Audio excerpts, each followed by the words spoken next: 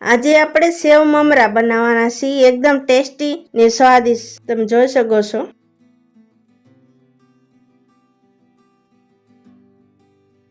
તો આપણે ગેસ શરૂ કરવાનો છે. એક મોટું તપેલું મૂકવાનું છે. એમાં તેલ લેવાનું છે. આપણે ઓછા વધુ મમરા હોય એ રીતે.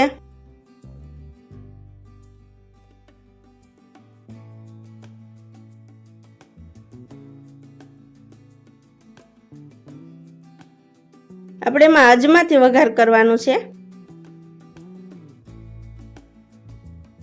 અજમા ઉપર આવી જાય એટલે એમાં આપણે થોડીક હિંગ નાખવાની છે.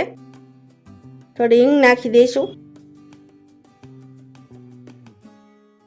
થોડી વાર માટે રેવા દઈને એમાં મીઠા લીમડાના પાન નાખશું થોડા.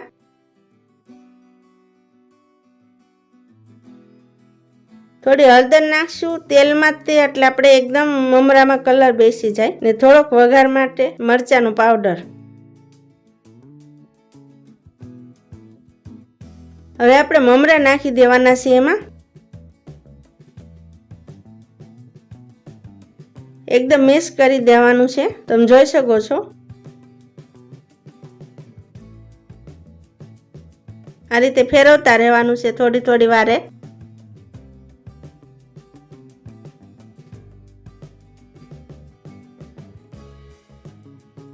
તો મમરા ગરમ થઈ જાય પછી મીઠું નાખવાનું છે થોડું. એકદમ મિક્સ કરી દેવાનું છે.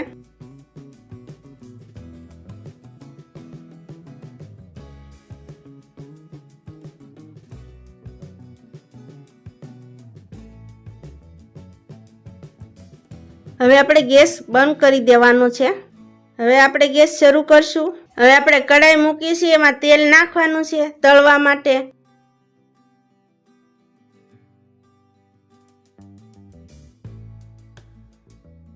તેમાં જારો આ રીતે મૂકી દેવાનો. એમાં આપણે પૌવા નાખશું મકાઈના.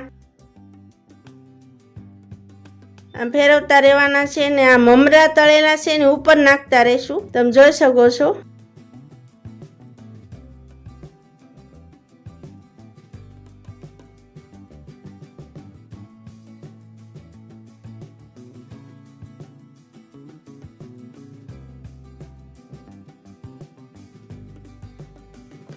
આ રીતે બધાય પૌવા તળી નાખવાના છે આપણે, જેટલા નાખો હોય એટલા.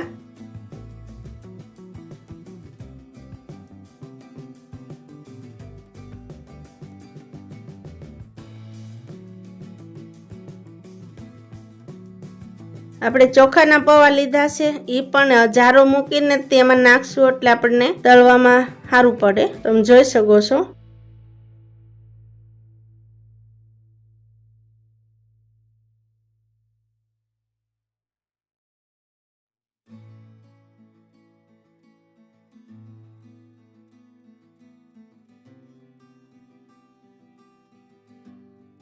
હવે એમાં ગરમ ગરમ પૌવા હોય ને ત્યાં હળદર મિક્સ કરી દેવાની છે, એટલે એકદમ કલર પકડાઈ જાય. તમે જોઈ શકો છો આ રીતે.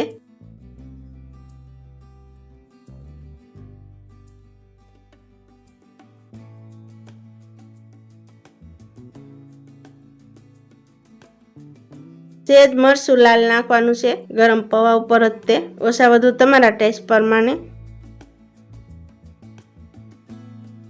હવે આપણે સિંગદાણા તળી નાખવાના છે.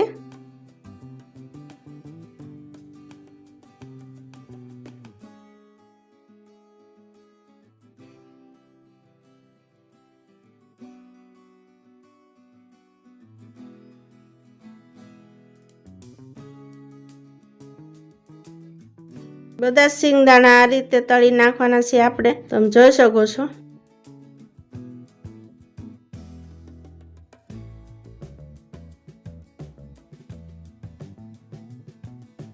હવે આપણે સિંગદાણા ગરમ ગરમ છે તો એની ઉપર પણ હળદર મિક્સ કરી દેવાની છે અને થોડું મરચું નાખવાનું છે. તો એકદમ સ્વાદ સારો બેસે છે અને કલર પણ, અને મીઠું પણ નાખવાનું છે આપણને જેટલો સ્વાદમાં જોતું હોય એ પ્રમાણે. હવે એકદમ મિક્સ કરવાનું છે આપણે, બધું સરખી રીતના મિક્સ થઈ જાય.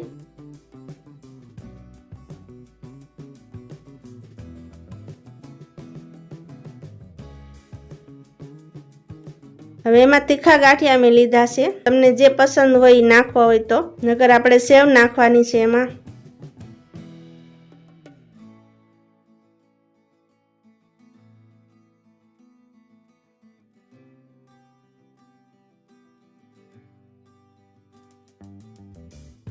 એકદમ મિક્સ કરી દેવાનું છે આ રીતે.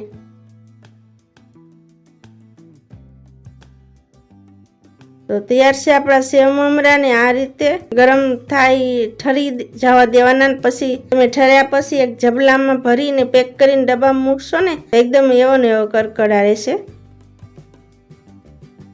ને આપણે એક ડીશમાં કાઢશું. તમે જોઈ શકો છો. તો તૈયાર છે આપણા સેવ મમરા. મારો વિડીયો જોતા રહેજો, લાઈક કરવાનું ભૂલતા નહીં.